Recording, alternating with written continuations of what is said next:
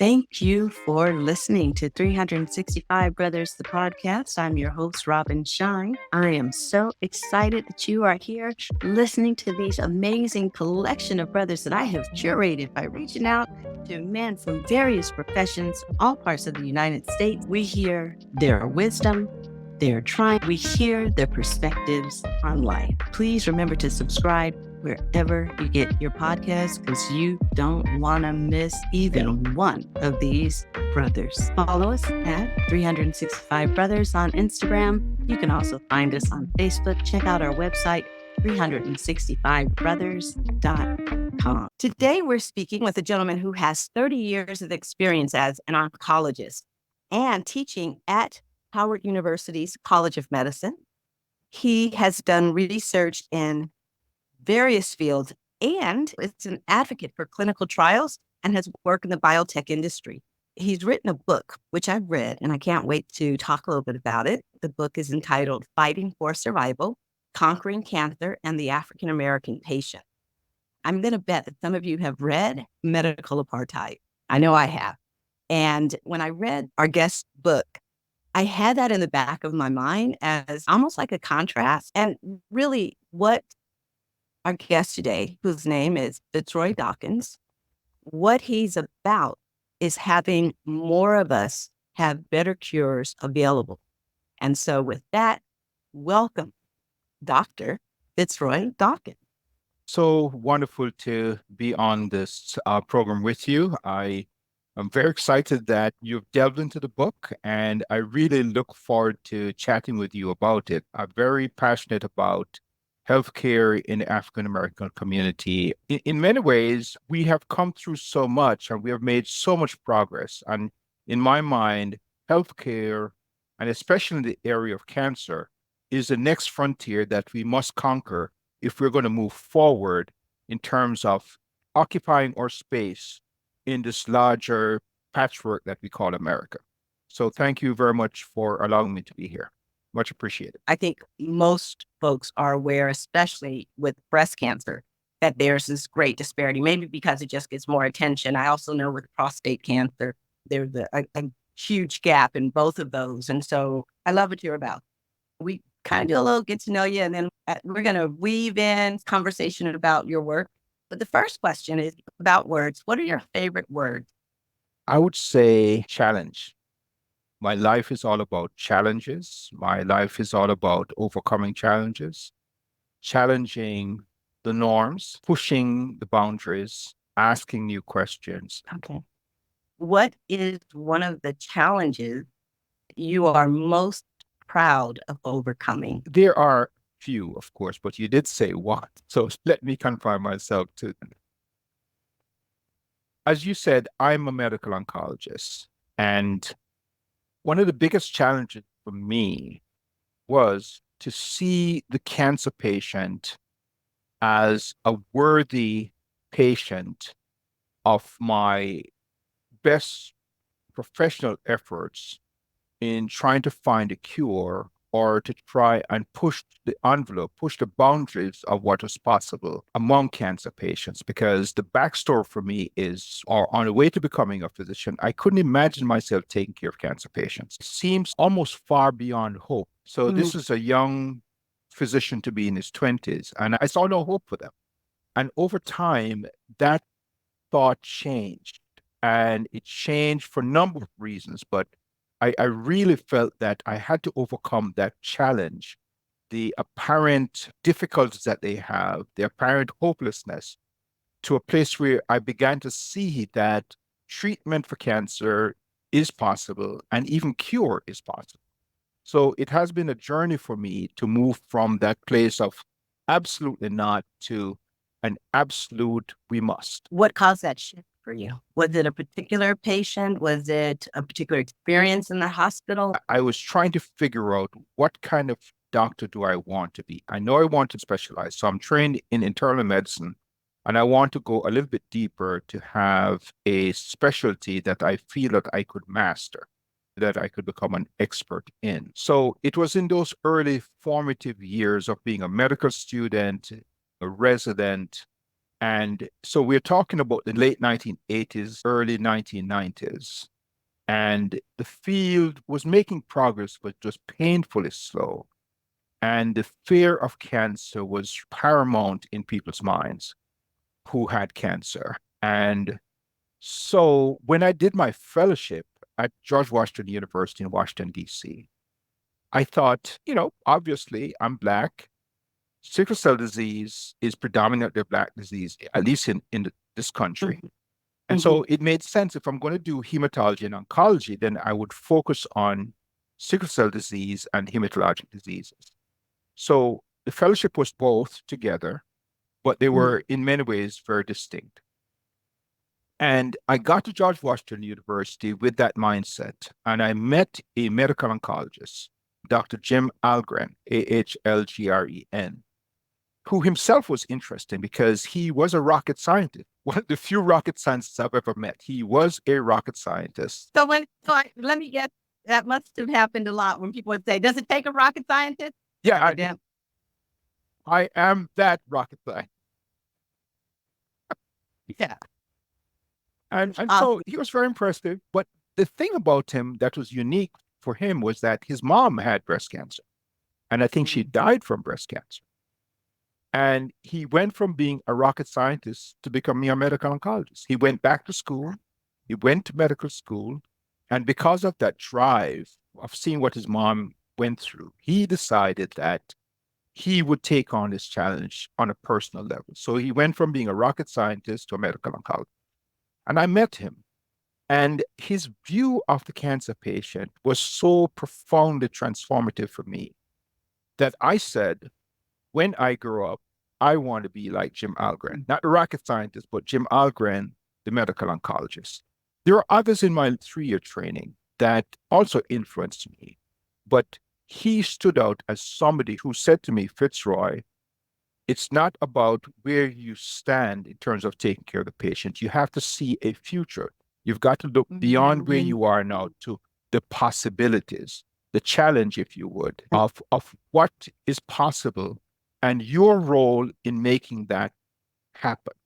Because I saw this transformative behavior in his life from being a rocket scientist to being a medical oncologist and taking on that challenge. And I thought, my goodness, this is something that is worthy. It's worthy of my efforts to challenge and continue to push the boundaries of what is possible. And I'm so very glad that I met Jim Algren. I'm glad I asked what was the shift, because of the training to be a rocket scientist is well intense. And then to go back to school, a complete switch in medical school is 4 years plus a minimum of 3 years residency, I'm sure for him, for more. And the fellowship after that.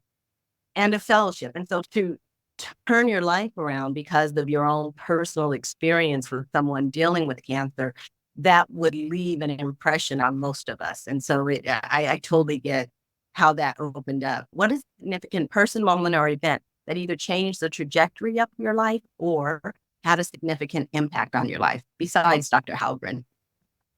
I grew up in the West Indies. I grew up in Jamaica. And as a young boy, I was really quite sick, somewhere around 10, 11 years old, sick enough to spend 5 months continuously in a hospital. That's sick. And a little bit of a backstory around that is that at the time growing up then, to get from primary school into high school, it was not a given. You had to win a government-based scholarship. You had to compete against your colleagues to get a limited number of spaces to go to high school. At that time, I was sick. I'd been through multiple surgeries. And at that time, I was being cared for by Professor John Golding. He's a surgeon. One day he walks into my room and he turns to either the nurse or the social worker and he said, "Isn't this boy supposed to be taking the common entrance examination to get to high school?" And she said, "Yes, he's at that age. But the day for sitting that examination has passed." And he said to her, "You write a letter to the Ministry of Education where this is all managed. Explain to them why Fitzroy could not sit the entrance examination and ensure that he gets an opportunity to compete." That was life-changing. because had he not done that, my parents did not have the means for sending me to a private high school. Had I not sat the common entrance examination, I would not be in high school. If I didn't get to high school, there's a high probability that I would never become a physician. So for me, this was this great example of being more than just a physician, just a doctor, somebody who saw the whole person and who went beyond what was asked of him to say, this kid needs to get a chance of a lifetime because it could change his life. I'm moved by that. I've had experiences with doctors that are very singularly focused and not necessarily, at least as it occurs to me, interested in the whole story.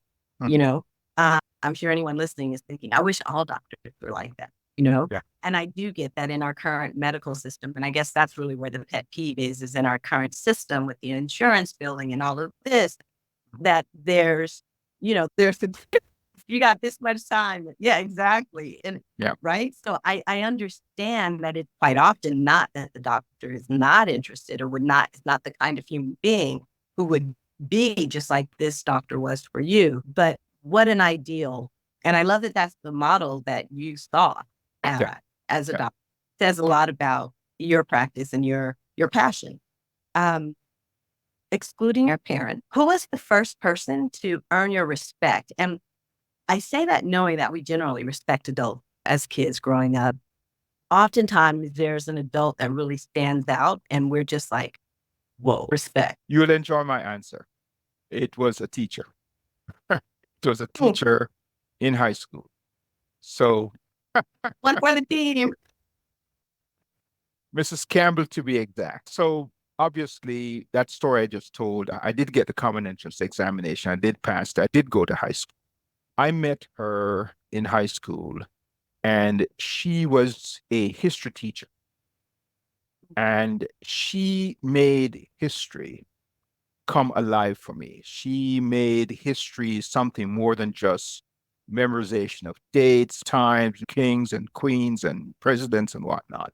And it became alive for me. So it's fascinating that I end up becoming a physician because I'd want to be that even before I got to high school. But one of the competing things in my mind over time was maybe I should become a history professor because of Mrs. Campbell. I love history. And as we get into the book, you'll see that I weave a tremendous amount of history into the book because I'm still fascinated by history and what history tells us about where we are now and the possibilities for tomorrow. And I think that that influence came directly from her. Now, in my fantasy moment, still think, gosh, it would be nice to have had a history degree. So, Mrs. Campbell. Well, kudos to Miss Campbell for making that difference. Now that you shared that, your book makes even more sense, and especially in terms of the structure. And so we might as well just kind of go there a little bit now. I know that many of us are very familiar with the Tuskegee experiment and that history. Like you really bring that alive in the book. You address it in the book and its impact on us today, right? Even though it ended, nearly 50 years ago now, but it's still in the cultural consciousness. Very much. Very much so. And so I thought that that was very thoughtful. Your message, I'll let you share in more detail, but the message that you have lands on deaf ears, and perhaps even angry ears, without going into the history and looking at it squarely.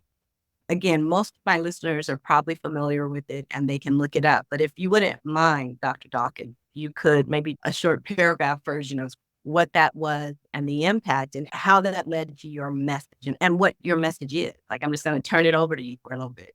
Okay. Thank you. Thanks. So picture, if you would, hard-scrabbled, dusky Alabama after the Roaring Twenties were over.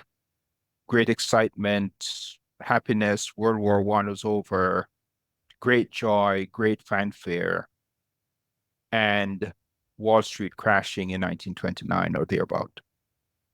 Hard, tough times where cotton, the crop of the moment, you could essentially give it away because the economy was so poor that picking cotton as a sustainable lifestyle was just not worth it.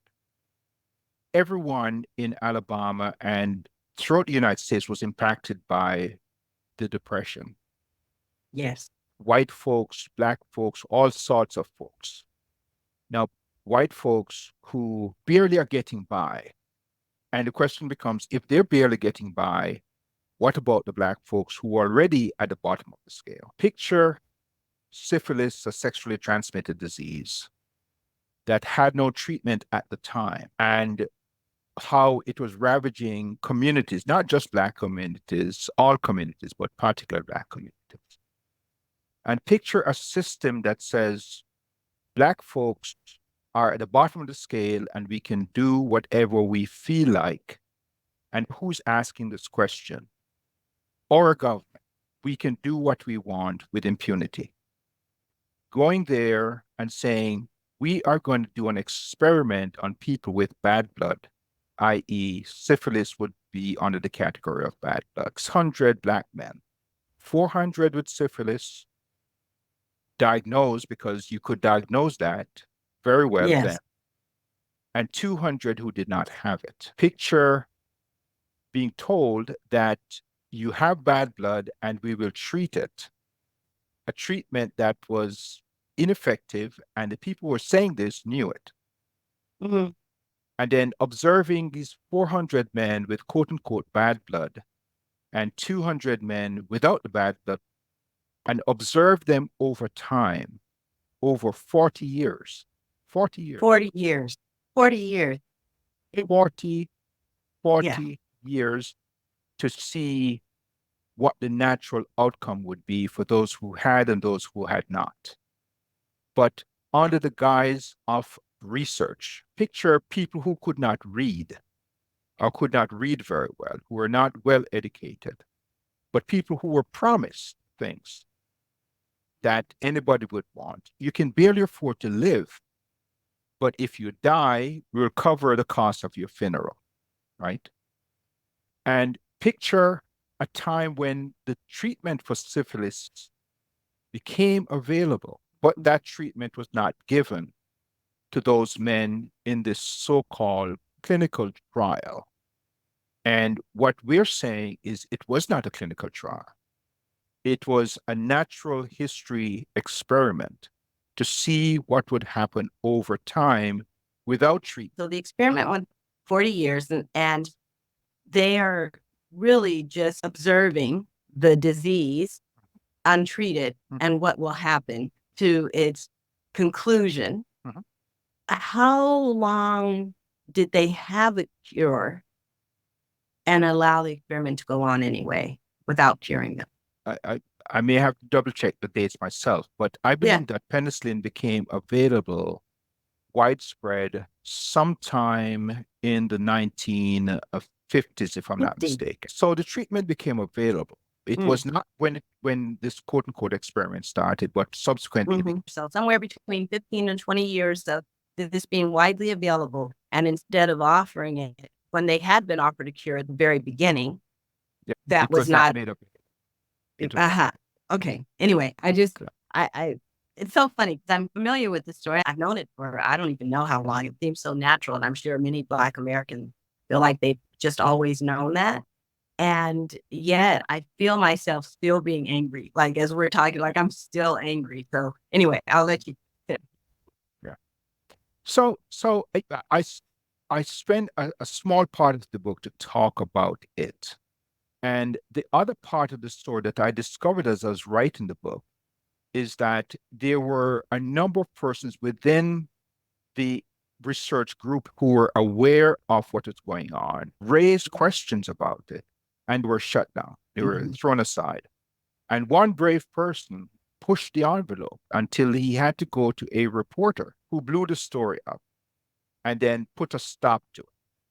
The part of the story that I had not known is that sometime afterward, when Secretary Thatcher, who was the Secretary of Health when Clinton was in office, together they called the few men that were left behind, who were still alive, to the White House and gave a national apology. I Bill remember. Clinton said, "We apologize. We have committed a great sin against you. We can't repair that by itself, but we want you to know as a nation, we are sorry." And it doesn't fix the problems of the past. And what I wanted the readers to realize is that there were those sins, another piece of the overall racial sins that have been committed against Black people, but that there was an attempt to at least acknowledge it publicly by the very government that ran the experiment to begin with. And for me, that was a pivotal moment in terms of how we should see ourselves and see the whole concept of clinical trials going forward. Because the other thing that happened was not only simply a national apology, but when that story broke of the egregious behavior of our government, a series of steps were put in place to fix the problems so that people had to be informed about what was being done to them and to their bodies, and they had to get permission if they're going to do a clinical trial. And that to me was another contribution that is not acknowledged of what directly or indirectly Black people have done for this country. Because of that, there was the Belmont report that changed a lot of how we do things now, what we call a clinical trial, who can participate, the voluntary nature of things, the need for oversight about what is being done to people, the right for people to start a clinical trial and withdraw if they so feel, and so on. So a lot of good came out of it for all sorts of bad reasons, but a lot of good that everyone in America is benefiting from, because these experiments were not just done on Black people, they were being done on white people as well. Yes. So we feel it deeply because it was so outrageous. But they were experimenting on soldiers. They're experimenting on students at Harvard because they could. And this Belmont report began to change that conversation substantially. And that story also needs to be told, because otherwise we get stuck with Tuskegee, the bitterness, the anger, the frustration, and the mistrust that has continued to follow us to this day. I'll be honest with you. When I see apologies by the government, I just go, all right. Whatever. Okay, great. So after the fact, down the road, great. But I love that you added that it wasn't just the apology and that these new procedures were put in place, that there was a shift in the culture of clinical trials, new standards were put in place. And the other thing I love is the way you've emphasized who all has benefited from it. We talk about all the time with the civil rights movement, civil rights movement and the women's movement and the gay rights movement. And so this is just another of those contributions that we make that, we'd rather not have been the one, but the contribution is there. And I also appreciate, and you're wrapping that part up about Tuskegee, the reminder that we do tend to lick our own wounds and kind of forget that there's somebody crying over there with theirs. And I am aware of some of the experiments that were done on women, on the disabled, Prisoners. Prisoners. And the reason that I am repeating that acknowledgement, that awareness, is because we wouldn't think that the disabled would stop going after cures. There's still a need to trust to some extent. And I will be honest with you, it's a little uncomfortable for me to be advocating it, just because that book, Medical Apartheid, and I do have to counter this part, Dr. Dawkins, which is there are still times when groups are taken advantage of, right? And They're in every field. They're bad actors. They're bad at schools. They're bad actors. So, I don't want to leave anyone with the idea that it's so cleaned up you can just, blindly trust. But your point is well made that without any trust, without taking any risk in participating in clinical trials, which I haven't even let you share a little bit about yet, but if we don't do that, then it's difficult to complain that there are no medications that address our issues. Yeah, I don't see it as a challenge. I think it's a necessary cautionary statement to make. And my response to that, in agreement, is another historical figure, Ronald Reagan, who said, trust but verify. Trust but verify. True. I will trust, but I need to get the facts. When I've approached patients about doing clinical trials, whether or not it is in my role as a practicing physician at Howard or in my role as a biotech executive, what we say is, you don't have to sign this informed consent giving us permission to do this clinical trial under duress. You need to take that home. You need to ask questions. Have your children ask the questions if you don't know? You need to get on the internet. The internet is just a treasure trove of information if you know where to find it. Yes. You need to talk to your pastors if that is who your trust is. You need to talk to somebody else other than this guy, Dawkins, who's telling you that he wants to do this trial. He doesn't know if it's going to work or not, but he thinks it's worthwhile taking the leap, if you would. You need to be able to have a conversation with your doctor about what's involved in this. And one of the things that I spend my days doing is writing these informed consents in a way that people can understand. And it's written at the 8th grade level so that it's not so above your head that it's medicalese. That is also a requirement of the Belmont report, by the way, right? So that people can understand. One of the things that I point out is, again, to educate yourself before you sign on the dotted line, or to educate yourself so you can have a conversation with your doctor. And I think about your point you made earlier about that you feel like you're just being in a machine. If you can't find a doctor that you can talk to, then you may need to think otherwise and go someplace else. I love that advice because what I heard was there is a hurdle to get over about the mistrust and being willing to. And at the same time, it's not blind trust, right? There's no absolute responsibility.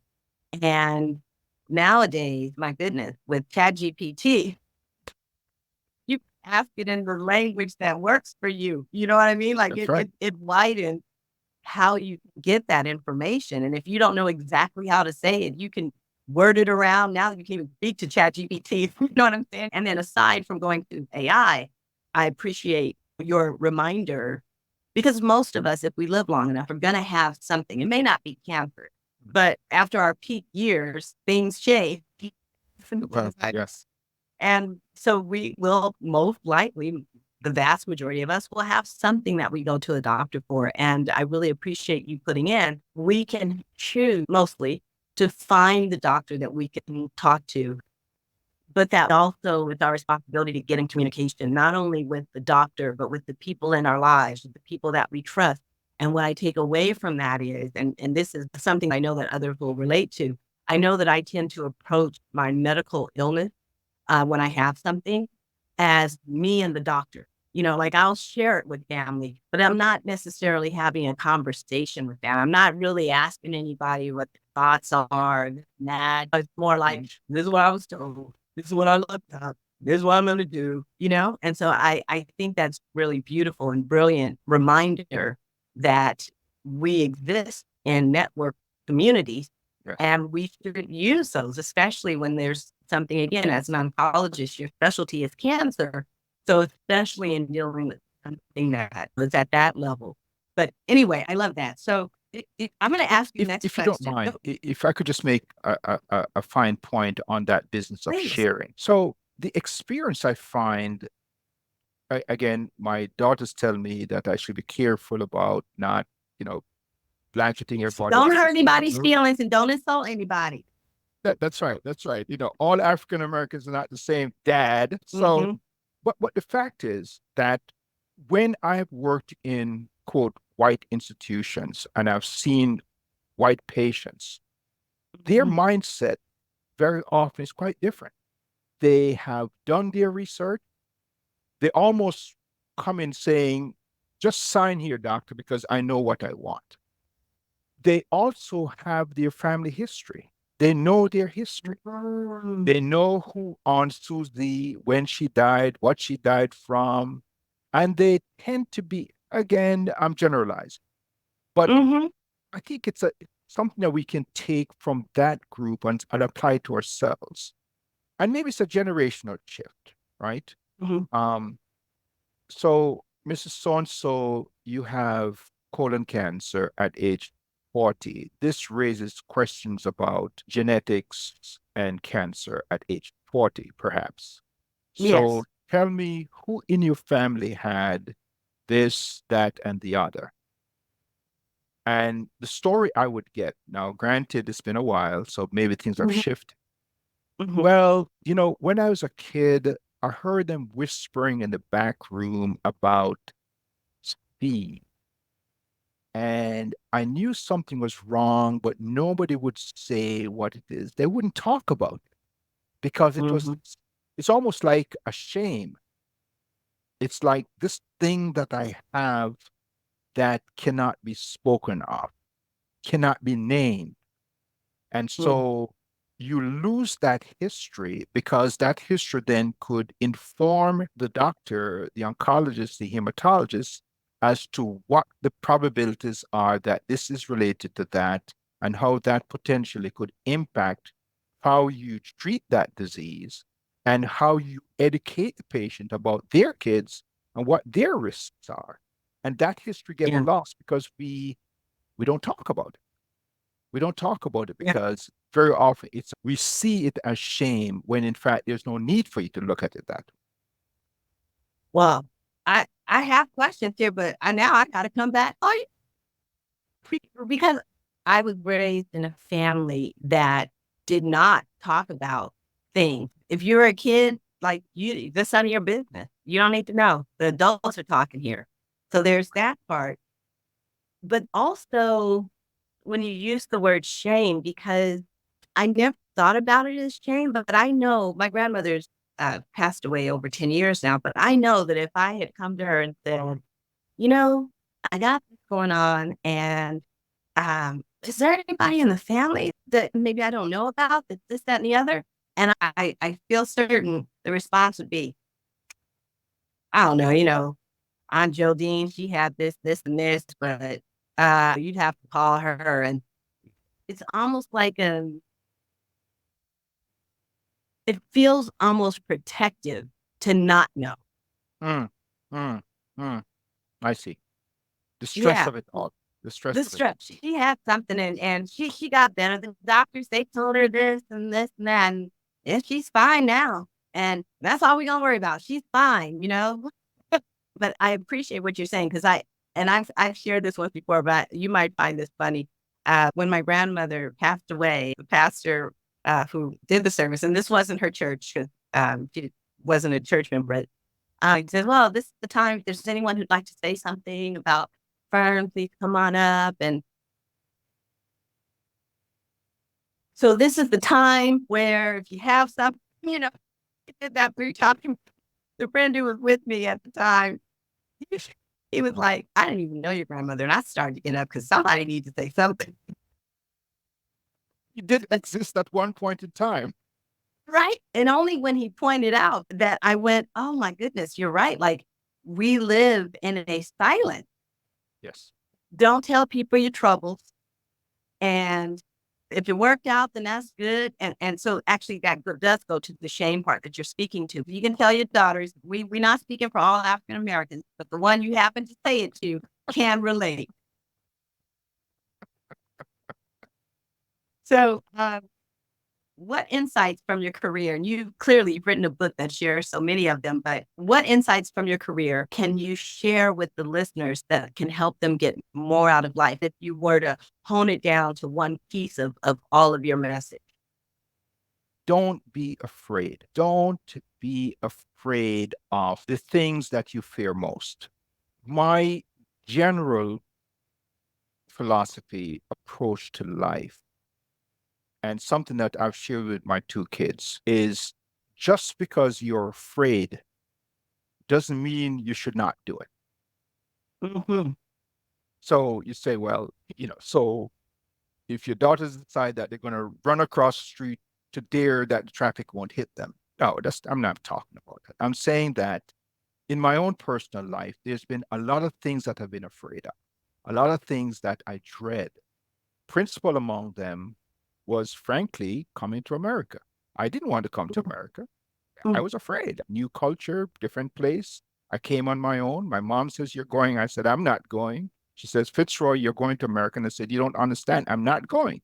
I was afraid. Mm-hmm. I was afraid when, in many ways, when I got into medical school, it seems like everybody and their grandmother had doctors in the family and they had PhDs and MDs and this and that, the rest of it. And in many ways, I was terrified. I was in a new culture again, predominantly white culture, predominantly middle class and upper middle class folks, among people who didn't want me there to begin with, to a large extent. And I was terrified. And at times I thought, I'm going to go back home to my mom. Yeah. I was afraid at so many points in my life, but breaking through that fear and working through that fear, even as you're afraid, even Mm-hmm. as you're terrified, even as you feel like you're an imposter, that whole imposter syndrome, even while you're feeling that way, keep pushing ahead, keep working through that. Because if the goal is important enough to you, and hopefully your goals are good ones, don't be afraid. Just keep going. I love it. Apart from the Obama presidency, which pivotal historic event from your lived life had the most profound impact on you, and how has that shaped your perspective? In that context, the civil rights movement in America. I would say that because even though the early years, I was not even here in this country. I was a little Jamaican boy running around concerned about nothing but having fun. Mhm. The civil rights movement allowed me and a non-American to walk into this country and say, I want to be a doctor and I want to go to any medical school that would accept me, whether or not it was a HBCU. Mhm. And had it not been in my mind for the civil rights movement that took place before I got here, I would not have had that opportunity.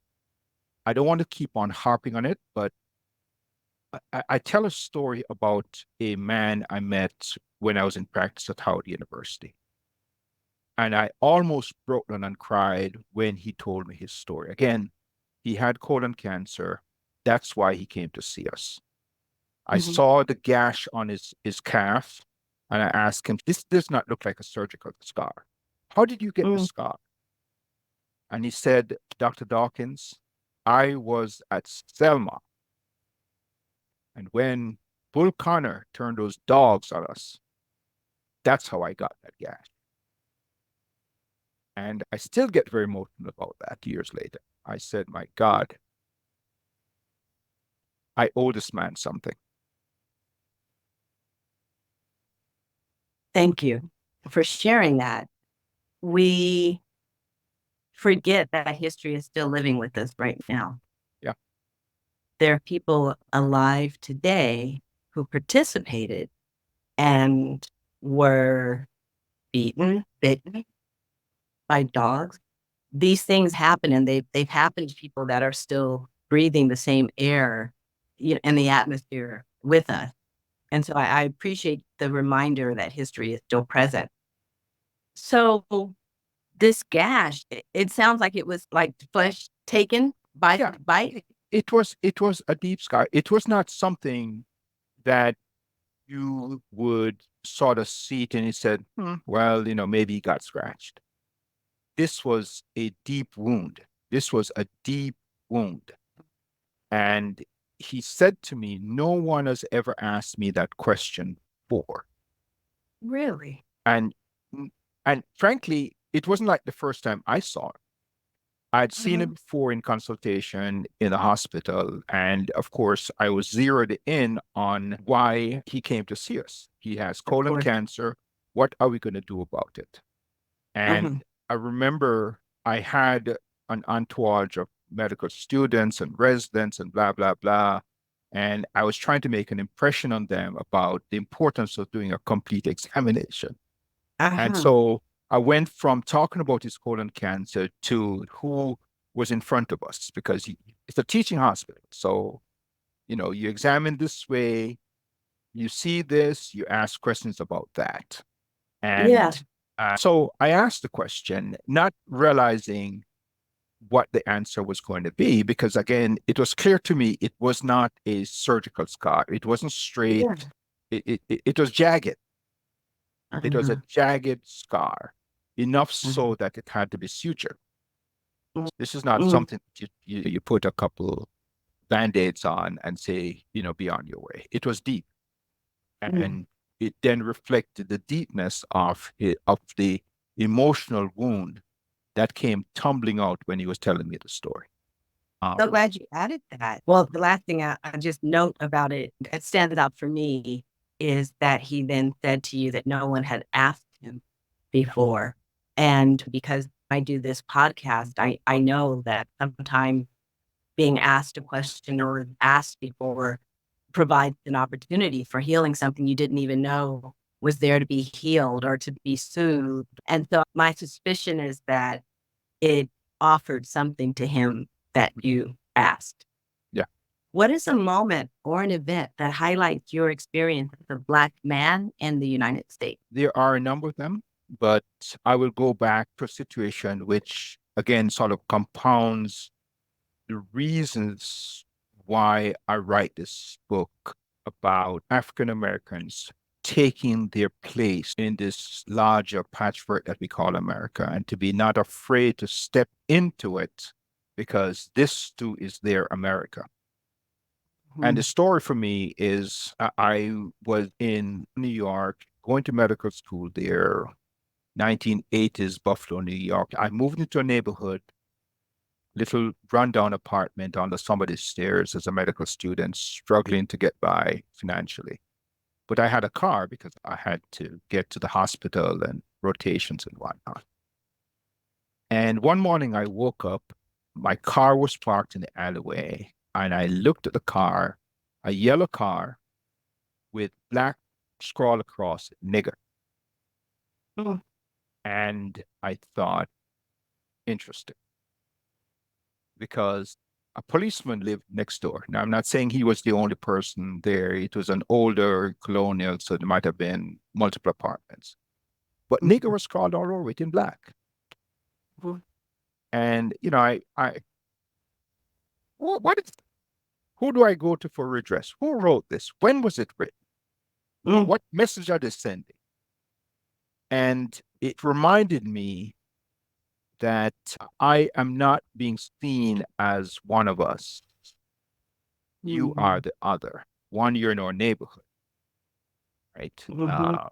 And Mhm. maybe you don't belong here, and maybe you should leave. And it raised all sorts of questions. Why is a policeman next door and knows nothing about this? Nothing is said, nothing is done. Was it he who did? I don't. Mhm. So that's a negative. There's another story I tell about the Confederate flag threatening me with a 22 caliber gun, and I thought I was going to die. Well, tell it. Um, yeah, so this was again Buffalo, New York, 1982, and I studied in medical school in the building, and I walked onto my apartment. It was probably about 2 o'clock in the morning. I mean, lots of work to do, lots of studying to do. I was walking home, and no one was on the street. Suddenly, a car pulls up. The Confederate flags flying everywhere. Four white men get out the car. They surround me, and they asked me, do you know how to spell 22 caliber? And I said my prayers, and I sure I was going to die. And my prayers were answered. After a few minutes, they drove away. The historical piece for that is that, and you can look this up on the internet, that at that time that I was there was a white man killing black taxi drivers with a 22 caliber gun. And at Oh, that wow. time, he had not been caught.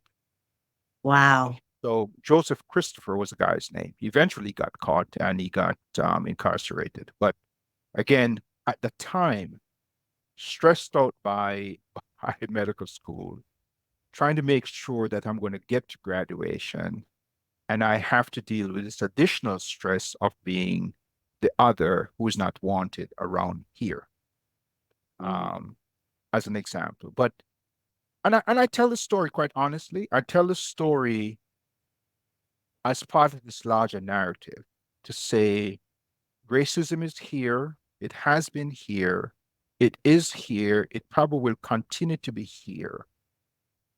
But I identify with the struggle of saying, despite the mistrust and despite the fears and despite the opposition, we've got to get on.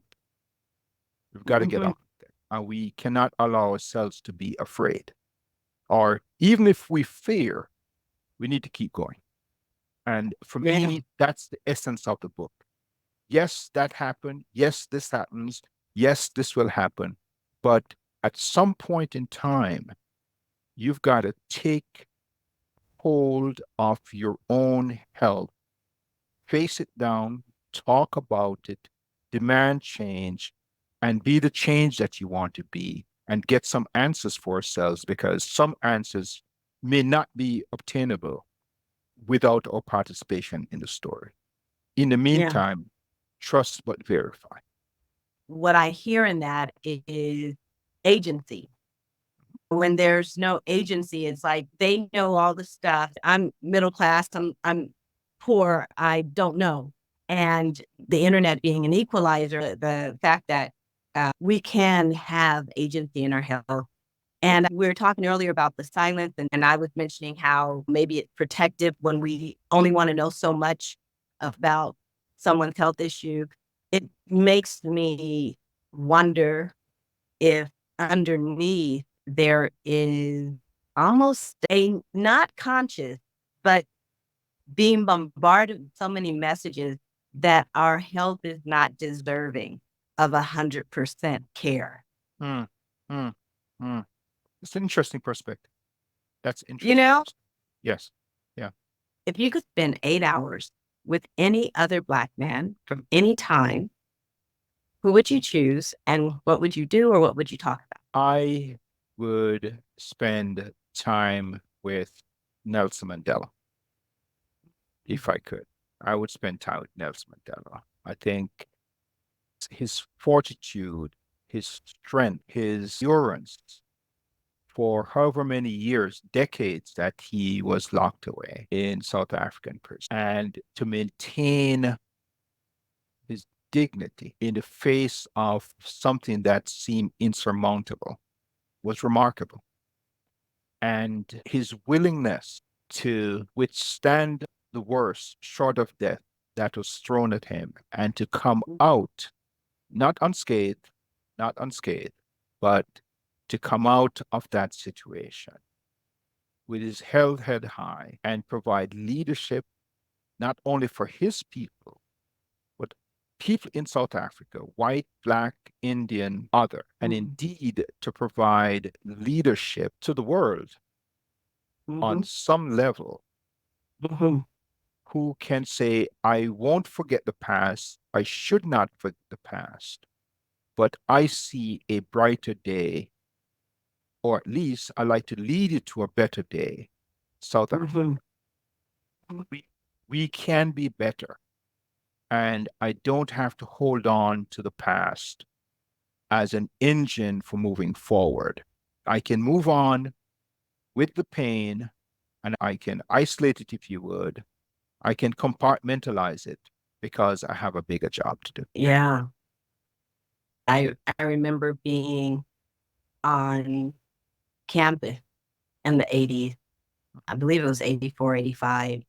Desmond Tutu came to Stanford to talk about the apartheid. And I got the gist of it, but it was probably, 5 to 10 years later after it was over, because I'm pretty sure if I recall, it's a shame getting this old. It's like I can't digest it because that's, what the marching was for. But, after apartheid ended, it was so remarkable to see Nelson Mandela. It was remarkable to see someone who had been imprisoned for 30 years speak so calmly and so focused on creating something. And his demeanor, I love that. I love to be a fly on the wall. What would you ask him? I would ask him, how did you do it? How Yeah, right. did you do it? How did you accomplish this? And with, of course, a selfish goal in mind as to, how can I also do this with such dignity and with such grace and with such forgiveness? I hear a theme. One, the word shows challenge, right? And then the advice from your career and life experience being to embrace the fear and move on. And then your choice to spend time with Nelson Mandela. And I mean, talk about perseverance, right? I hear that as the theme. And really, your book is that, because your book starts in the past and it does review Tuskegee and some other things, but it's very clearly future forward, very clearly about seizing better health and our future as a collective. And I do hear, and I want to acknowledge hearing that throughout this interview, you make a very clear point of saying, basically, embrace that you're an American. Like, yeah. Yes, There's a yes, hyphen. yes, Yeah, there's absolutely. a hyphen. They say African American, but what you are is an American. And go sit at the front of the table. Go sit at the table, not the kids' table, but the big table. Yes, yes, yes. Your play. You heard that very clearly. I did, and I love it. I feel the same way. I sometimes think that if every working class, not just African American either, community Mhm. hoisted American flag on every house, outside your window, on your windowsill, put the bumper sticker on your car, and just go around and make the statement. Like, I think that it would challenge Yes, a perception that some have of others. yes. Absolutely, absolutely. Yeah. And I'll just tell you a quick story. So, Sure. as I said, I grew up in Jamaica. I've spent most of my life here. My wife is African American. She's sort of the classic product of people who are from DC. She was born and raised, Uh, went to Howard University. Her mom is from Virginia. Her dad is from North Carolina. That's DC. So we get married and we have these two kids. And they said, Dad, you know, what about Bob Marley? And, I want to be a Jamaican. And I said, okay, so what do I do with your mom? You're a product of an African American and a Jamaican. So does that make you Jamaican? And mhm. so we had a conversation. And ultimately, I landed where I wanted them to land, which is you are an American. My wife was raised that way by a very forward-thinking African American father. You Mhm. are an American, and everything that is due to any American is due you. The pain, the good, the bad, whatever. You are an American and embrace that. Embrace that. Certainly, you can love Bob Marley. I love Bob Marley. Everybody loves Bob Marley, Everybody loves Bob Marley. but you're just as American as your blonde, blue-eyed friend that you went to school with. Mhm. Simple. Don't deny your past. Don't deny the African side of you. But at the end of the day, don't let the African piece prevent you from being an American. Oh, I love how you said that. Don't let the African American prevent you from owning from the American. Yes. I- yeah, perfect. Speaking of, if the United States was a woman with whom you could speak, mother, lover, stranger, neighbor, friend, what have you, what would you say to her? I would say to her, why don't you treat me like your own? I asked that question, what would you say to her? And I have to tell you, I most often hear a question to her. Yeah. Yeah, thank you. This question is similar to one that I asked previously, but a little different. And it is based on your expertise and perspective. What excites you about the future of the United States? My understanding of America is that it is still an experiment that is unfolding. And I look to the future with the hope that this experiment will continue and that it will yield great benefits for all its over time, because we are still trying to find the perfect America. We will never get there, but I believe that because it was designed as an experiment, that the future can still be bright if we have people who embrace that understanding and are willing to work for it.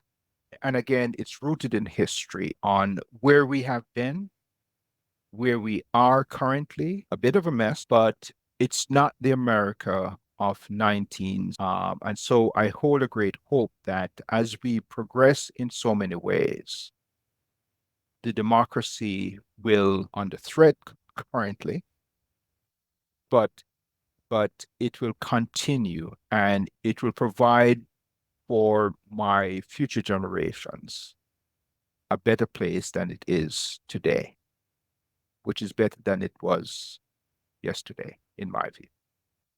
Well, I thank you for your response because just this week, I was like, well, I guess the experiment's over. Looked like it didn't work. We've had setbacks, right? We And that's what and that's why I'm thanking you for your response, because in the way that you spoke about it, I'm technically Gen X, but I'm really like just just missed it being a boomer. And so I have an attachment to kind of the way that even when we've lost our way, we could rely on the language of law and the language of constitution and the historical way that and again, fully recognizing all the things that haven't worked and the ways that it has been used and abused and all of that. But still, like there seemed to always be some drop that you could rely on in it. And it felt like at time in our modern society of siloed algorithm where we have our views and it's not necessarily a shared reality and may not be based on a solid foundation, some of our thoughts, beliefs, and opinions. But because you emphasize the experiment part, in emphasizing that, you remind me that, heck, let's be honest, Germany went through a really hard time. Like, Yeah. this is nothing relative to that. And yet it exists today. It is a thriving economy today.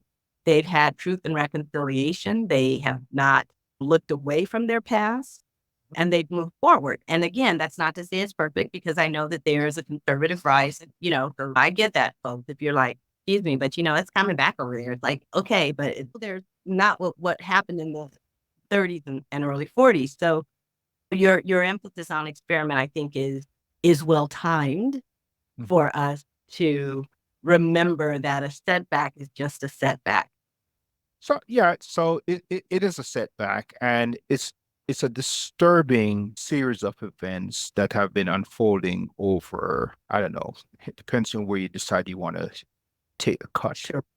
But Yes. those who think about history thought that the country was done after the Flower Children period. They thought it was done after the Democratic riots in Chicago. Vietnam was going to bring the country to its knees, and so on and so on and so on. You go all the way back to Reconstruction, one step forward, five step backwards. So I am concerned. I am very concerned about where we are now. And the conversation I'm having is there a statesman, statesperson who can rise above all of this and help us to see a different day? It may not be a statesperson, it may be us together. Mm-hmm. But I would like to believe that the experiment continues, and that our shared understanding of what the experiment is, I would like to believe that we will get through this. What I hear and what you just added is when we were talking about the trust but verify and the responsibility on the patient and the opportunity for the patient to get in communication, to have conversation. And whether you think the cancer is the Democrats or the cancer is the Republican Party or the cancer is this guy or the whoever and whatever and what institution, I think the advice you gave as a patient applies to us as citizens, which is to do our research, Yes. to Yes. to understand fully what our options are, to inform ourselves, to get in communication with the people that matter to us, Mhm. and to then make some choices and then take an action. Because So, choices are there. Choices are there. The mhm, choice in my mind is not to put your head in the sand and hope for the best. So I'm a man of faith, but the business of saying, oh, somehow God will take care of all my issues, He will heal me, and therefore I mhm, don't need to think about this, in many ways is, for many, is a state of denial, of not mhm, looking at the reality that's in front of us. mhm, And I've had to struggle with that with some of the patients that I've taken care of. I will go home, doctor. I heard what you said. I'm gonna pray on it. And then you never see them again. Now maybe they didn't like me, maybe I was not tall enough, maybe I wasn't short enough, maybe I wasn't smart enough, whatever. So mhm, all there are those possibilities, right? But I really mhm, wonder, what did they decide to do? How did they negotiate what I said? They went for second opinion? That would have been fine too. I sent many of them for second opinions, and some of them came mhm, back. mhm, But I wonder sometimes that sort of a suspension from reality, mhm. and everything is going to be okay. We just have to believe. We just have to trust that things are going to be fine. Um, but quite honestly, I blame ourselves as well. We doctors, in many ways, I blame ourselves and in the oncology community, because a lot of this fear and this mistrust not only comes from Tuskegee and mistreatment of patients and disrespect for patients, but the treatment itself can be challenging. We're changing. The treatments that I gave back in the 1990s still exists, but the treatment is changing. But I don't think it's changing fast enough, one, in terms of effectiveness, and two, in terms of the side effects that a lot of people dread. Mhm. They dread that. And we can only do so much, and we keep changing, we keep improving our treatment paradigms. But there is that old school from the 1960s and 70s that said, when you got cancer, the next thing to do is to go to the hospital and die. And that day has changed, but I'm not quite sure that that has filtered down to the general populace. And it was part of the point of the book to sort of say, The sentence that, and the people that I did not want to take care of back in the 1980s because I just thought they would all die. I was part of that community. Mhm. That day has changed, and people are living longer and better, even if the cancer is not cured, because part of what we do is we create new medicines, different medicines. So when one doesn't work, you keep on changing it like hypertensive medication. This one doesn't work, you add this to it, and you add this to it, Mhm. you take away this and you put that. So you get this cocktail Mhm. that keeps people going. Whereas Mhm. 20 years ago, the game might have been over for many people. So we're Yeah. curing things. And we need to think differently about what it means to have cancer, to be treated for cancer, and the possibility of cure. I think we need to get that into the body politic, if you would. Well, I have one last question and then we're done, but I want to encourage everyone to read your book. I enjoyed it. There's a cool story about how you met your wife. And She doesn't agree with that story, by the way. oh, you know what?